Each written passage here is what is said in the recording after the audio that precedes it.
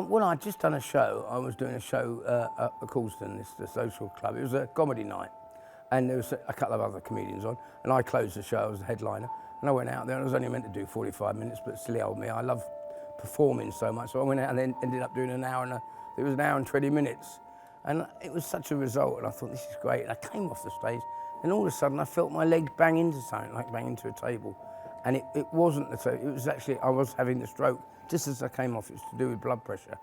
So I think the blood pressure built up in my brain, and one of the little veins or the little capillaries or whatever they're called sort of ruptured, and I just went a bit wobbly, you know, and I remember being helped down the stairs into the dressing room, and I couldn't put my jumper on. Like that.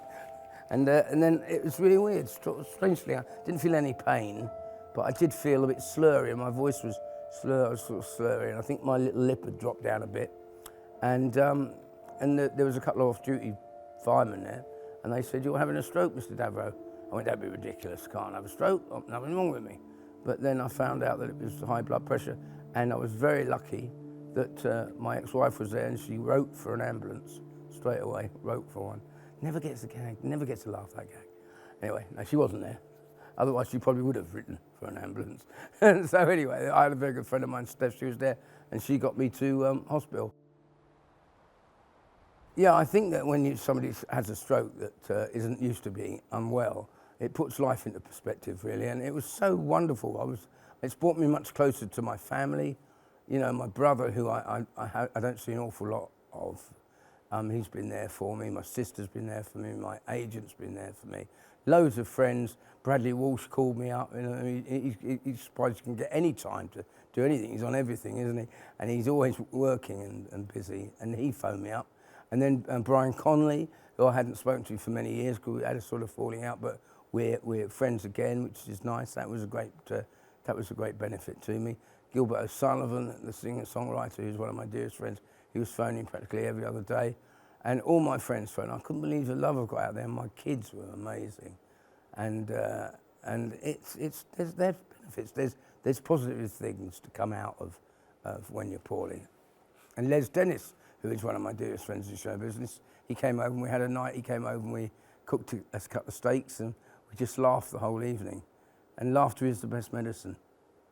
Unless you've had a stroke, and then blood pressure tablets are better.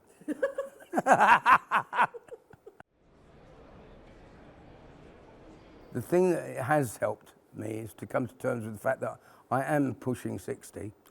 No, I'm dragging it. I'm 65 now, okay? And I'm actually a year away from retirement, believe it or not, but I couldn't retire. I'm going to be going until I drop.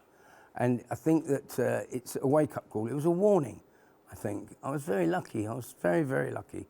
And although it wasn't a TIA, which is a mild stroke, it was a bleed on the brain caused by high blood pressure, maybe stress. Had a lot of stress in the last year, and a bit of stress sort of leading up to work and stuff like that. And it's taught me to live a healthier life, and I think it's a good idea if you're a smoker, although I was never really a smoker through my life. I dabbled with the odd menthol cigarettes, and I was smoking cigarettes towards the last year. I think that came with stress. It was better than drinking too much, I have to say. And I think it's although every packet has a silver lining, it's not a silver lining if you overdo it. And it's good to knock that on the head. Bit of exercise, you know, be sensible. Bit of chair yoga, that's what old folks do. And I'm feeling great, I'm feeling really good. That's the chair squeaking, not my leg. I think for me, if I'm not working, I think that's the worst part about it, because I love performing. And without that in my life, that's my preferred drug of choice, laughter. Get out there and get those laughs and entertain, that's what I do. And I've got things to look forward to. I'm doing Edinburgh Fringe this year. We're doing a 3-week run up there. I think I'm doing the whole, I am doing the whole of the run. I've got a play in mind to do as well. We're doing Warners and Butlins and comedy night gigs, and I'm really looking forward to it. I love it. Hopefully a pantomime, because I missed the pantomime last year. I'd love to do a bit of drama.